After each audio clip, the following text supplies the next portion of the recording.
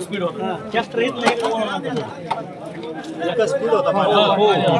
दादा इथवर पाणी होतं, वरी त्या तिथं पाणी तिथपर्यंत पाणी होतं. शुभम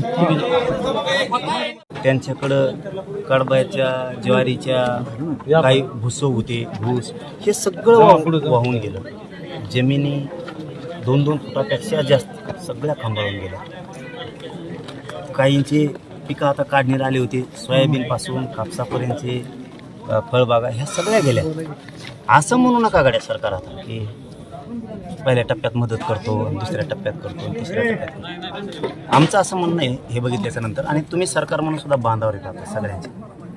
थोडं शेतकऱ्यांचा आक्रोश आणि भावना सत्य समजून घ्या. सगळंच अधिकाऱ्याच्या म्हणण्यानं करू नका. अधिकाऱ्यांना सांगावं आणि तुम्ही करावं. एखाद्या शेतकऱ्याचं लाख रुपये नुकसान झालंय, कुठल्या तरी अधिकाऱ्यांनी सांगितलं, पंचनामा केला म्हणून तुम्ही त्याला 7,000 रुपये देणार. ती वेळ आता नाही. आता वेळ कोणची आहे? राज्यातलं एखादी कामं बंद ठेवलं तरी चालेल, पण शेतकऱ्यांना आधार देऊन त्याला उभा करणं खूप गरजेचं आहे. याच्यासाठी तुम्ही जी शेतकऱ्यांना त्याची नुकसान सांगितली, संबंधित गावकऱ्यांनी नुकसान सांगितली, याचा आधार घेऊन त्याला 100% मदत करणं गरजेचं आहे. तरच शेतकरी आता उभा राहू शकतो. नसता पापाच्या वाटेकरी होऊ नका.